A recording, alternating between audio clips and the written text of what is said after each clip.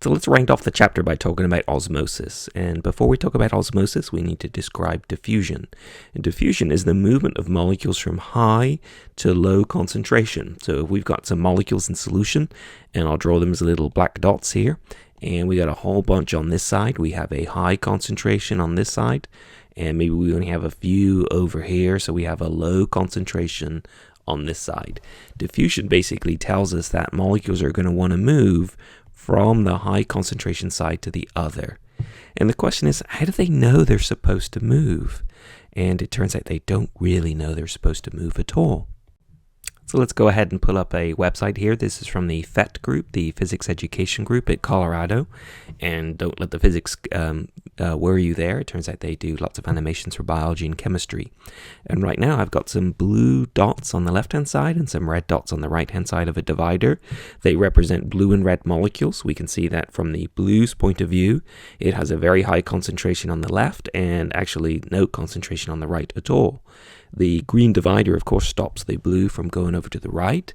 We could say, I suppose, that they know they're supposed to diffuse when I remove the barrier, because they know over here on the left-hand side, right, they've got a high concentration, and on the right-hand side, they've got a low. So let's just focus in on the blue for now. So high concentration to low, we know they're supposed to diffuse, but with the divider there, they can't do it. So let's try and remove that divider.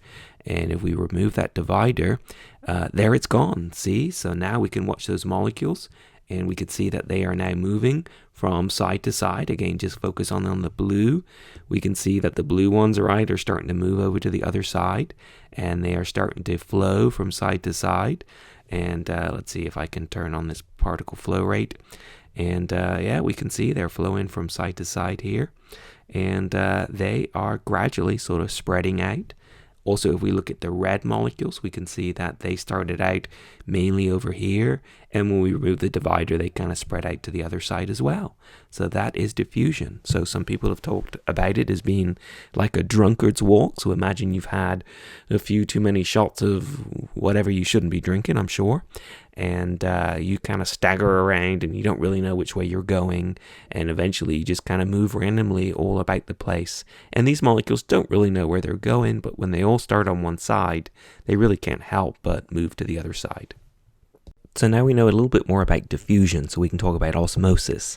Osmosis is not just diffusion, so it really kind of irks me when people say, oh, osmosis, that's just diffusion, isn't it? Well, no, it's not actually. It's quite different. And the reason it's different is that osmosis is diffusion for one thing, the small molecules, but not the other, the big molecules.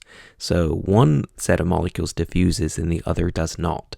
Imagine you've got yourself a container, and I've drawn a dotted line in the middle, and this dotted line is what we're going to call in the biz as a semi-permeable membrane.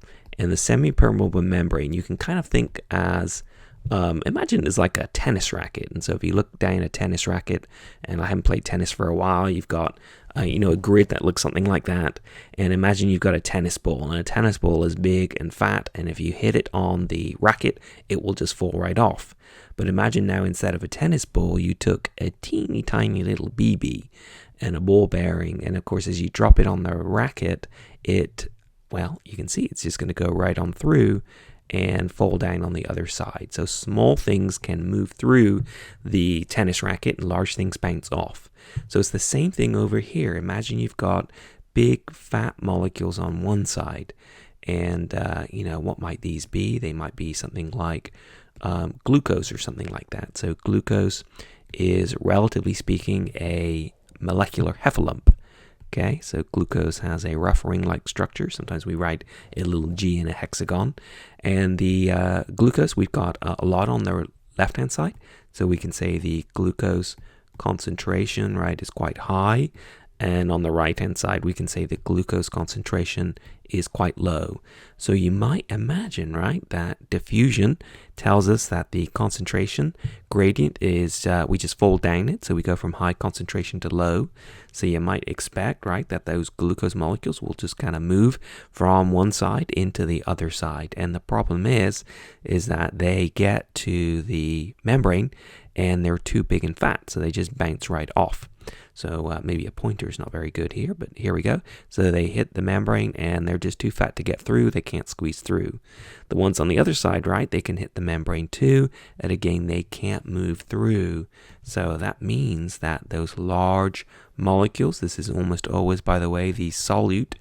Okay, most solutes are quite big.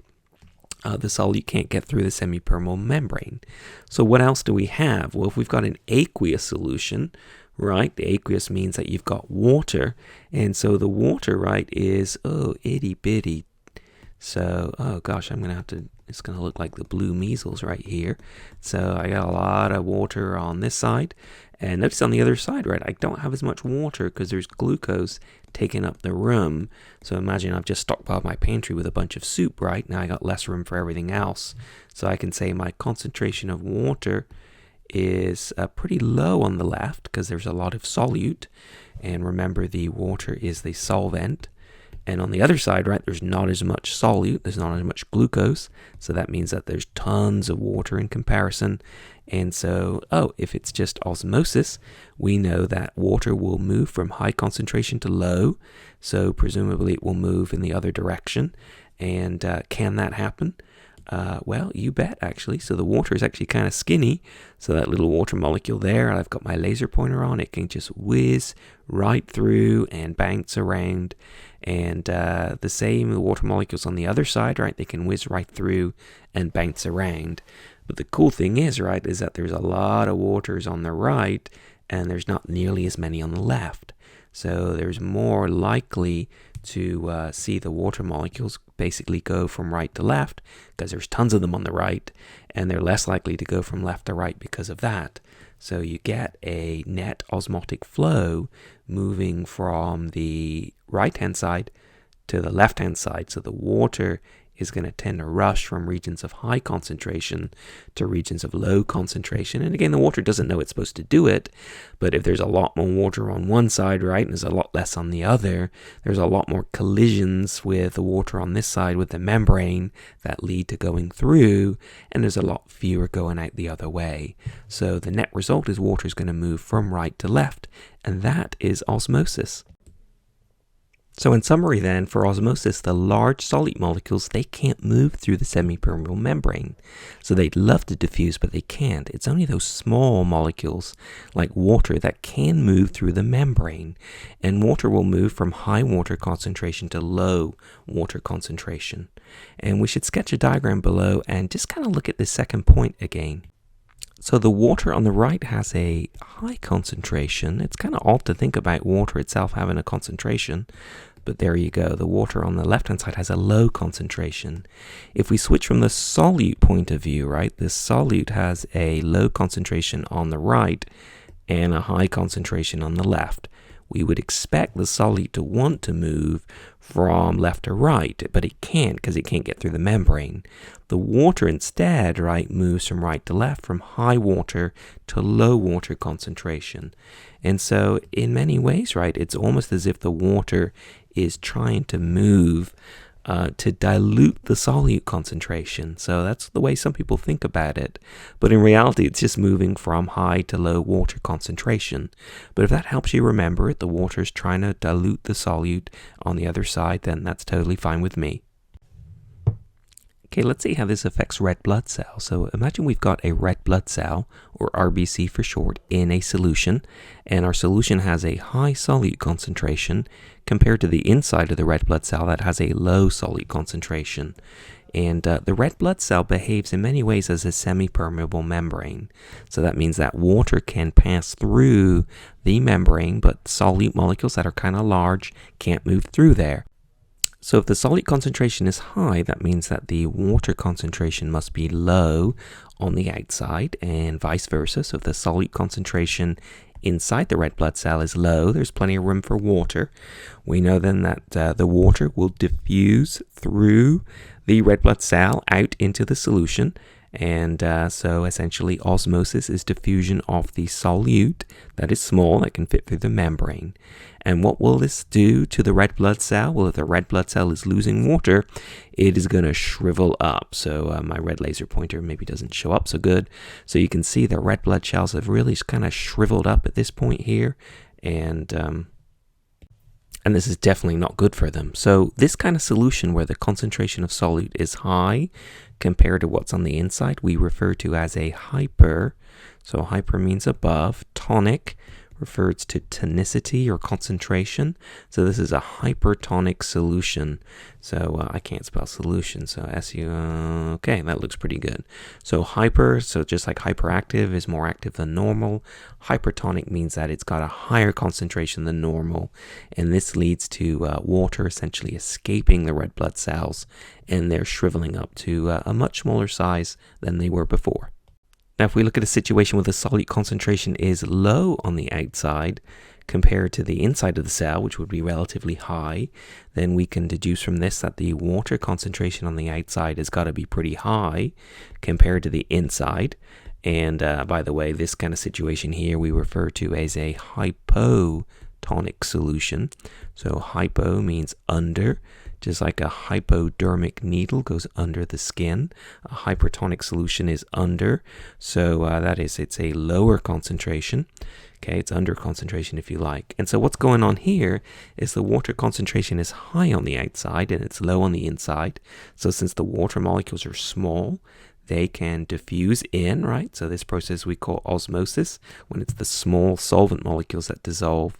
And if they go inside the red blood cells, then what happens to the red blood cells is they basically get bigger and bigger and bigger. So at the top of the screen, right, as water rushes in, they start to swell and they get bigger and bigger and bigger.